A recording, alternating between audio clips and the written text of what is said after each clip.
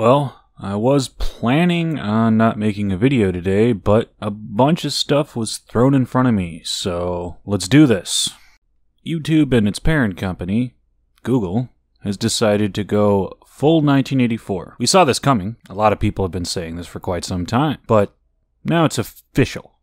They are officially controlling what you see and hear. Let's start with Google, because, well, most of us, when we log in and decide to search for stuff on the internet, whether it be cat videos, anti-social justice videos, porn, we Google it. This first article, which I will link in the description, goes as follows. Google recently announced that it will be expanding its hate speech policy for publishers that use the company's ad network. In an effort to address concerns about ads funding inappropriate content online, while Google constantly updating its policies, this particular update could have a significant impact on the way digital marketers select clients. It also raises an important question for SEO companies. Do we have a role to play in combating harmful content online, and how should we go about navigating Google's new policies if so? So already it looks as if companies are going to have to tiptoe around the almighty, all-knowing, all-seeing Google. Why not just go somewhere else? Well, the thing is Google has been so good at what it does that they have developed a de facto monopoly on search engines. There really is no other option.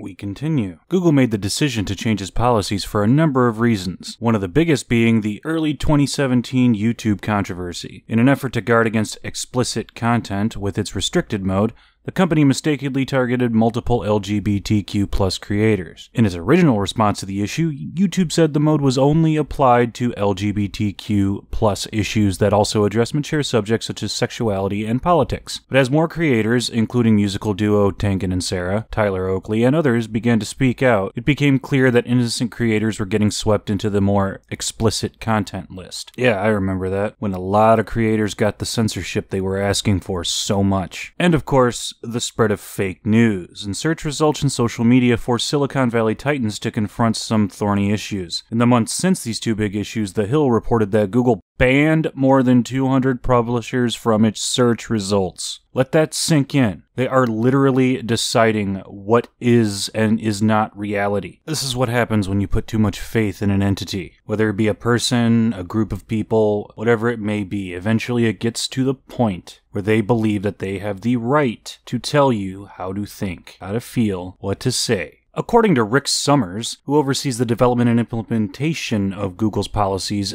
impacting publishers, the new policy additions are geared toward creating a safer, more positive internet. You do not create a safer and more positive environment by policing wrongthink, by telling people what is real. Let them decide. Specifically, Google's new policies will address a more divisive and toxic online environment, where an increasing amount of content is frankly right at the edge of what we consider traditionally to be hate speech, Summers told Recode in April. In addition, these changes will effectively broaden Google's definition of hate speech. Now it will include populations such as immigrants and refugees under its discriminatory language guidelines. It will also address more directly those pages that, for example, deny the Holocaust or advocate for the exclusion of select groups of people. Previously, the policy was more selective, in the United States at least. Broaden their definition of hate speech. You know that abstract, arbitrary term we describe as hate? Yeah, that's not broad enough for us. So let's include a whole bunch of other stuff so that we can make sure that they're not thinking or saying the wrong things. You want to talk about the increased violence or crime from illegal immigrants or migrants? Well, not anymore. You might as well just jam your fingers in your ears and cover your eyes, because you're gonna have to ignore them now. Now I am gonna cut out a few things. Please, the full article is linked in the description. Go there, read the whole thing for yourself. It's disturbing. A Google spokesperson said that while the changes will be global, they will also take time to implement on such a large scale. Yeah, it takes a long time to round up the wrong thinkers. Google's top business executive, Philip Schindler, fucking hell his name is Schindler, penned a blog post in late March in an effort to better outline Google's up-and-coming policy changes. In his blog, Schindler tells readers that Google has a responsibility to protect this vibrant creative world from emerging creators to established publishers, even when we don't always agree with the views being expressed. Then why on earth would you want to cut people out? And again, please read the whole thing for yourself. It is linked. Just a little bit from this first article, and then I'll move on to the second one. But that also begs the question, question. How do SEO companies decide what defines a good client? Should companies even be applying ethical judgments like this to clients? If so, is the decision dependent on each company's individual code of ethics, or is it up to Google to decide? And we all know what will happen. Google will decide. If you don't toe that line, you will not be able to post, you will not be able to advertise, you will fall in line, or you will become irrelevant.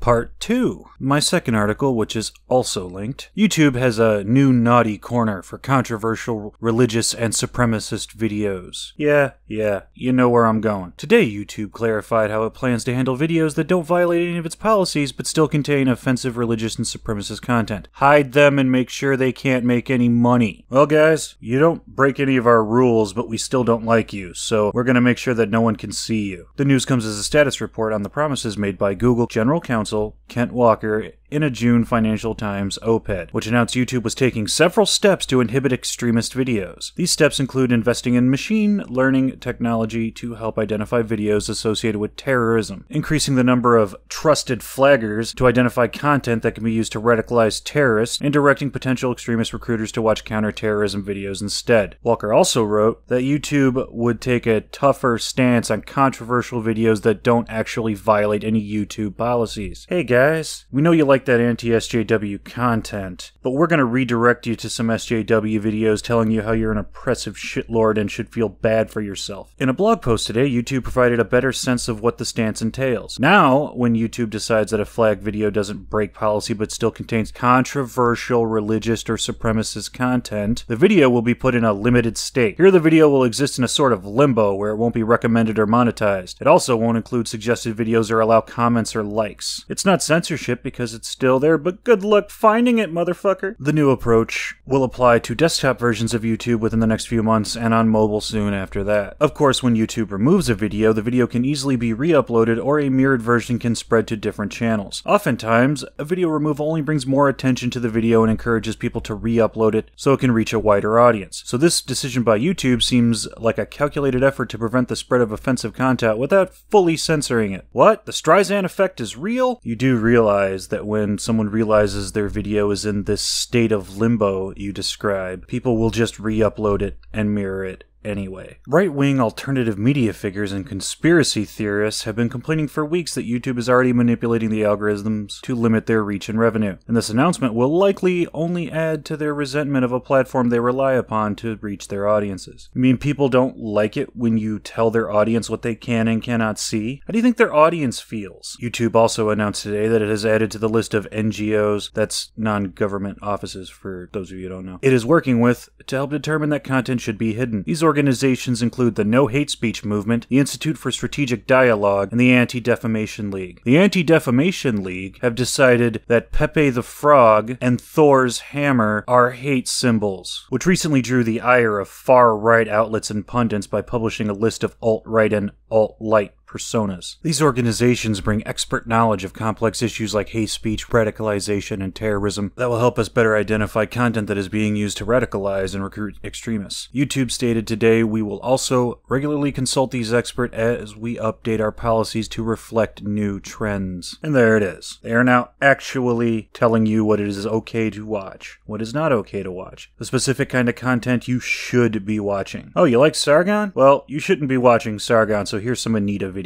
Will it kill their businesses? Will it kill their search engine and YouTube? No. As I said, they have the de facto monopoly. They have it on search engines, and they have it on video streaming. What can be done about it? I have no idea. I really don't. To me, this feels like Honorius and the Visigoths are coming over the hill. I'm gonna keep making content, and I hope you keep watching, at least for as long as you can. Sorry I got heated and my words got a little twisted in here. This is actually why I typically speak in a monotone voice, because my stutter acts up when I get excited, but I couldn't read this shit without getting excited. I'll leave you with the same farewell I always do. As always, have a nice day.